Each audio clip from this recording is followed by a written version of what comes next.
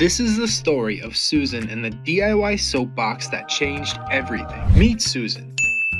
She likes to help out at the office. She loves rescuing puppies, and she always wanted to make her own soaps. But she had a problem. A big problem. Store-bought soap was gross and full of toxic ingredients. So she went on the internet and searched up DIY natural soap. And the Simply Earth recipe box popped up. This was everything she was looking for. This box is so great. Everything she needs gets delivered to her door. She gets to follow these awesome tutorial videos so she can make this sunshine scrub bar, heart of gold soap, and so much more. It was life-changing. She also got to join a Facebook group of over 10,000 recipe box users. She was no longer alone. If you want to be cool like Susan, click down below to join the box that has over 6,000 5-star reviews to make your own DIY recipes in 10 minutes or less. She also saved big by buying direct versus through a bunch of middlemen. She also gets free shipping, a free big bonus box, a hero course, exclusive discounts, recipe box rewards, like-minded community, and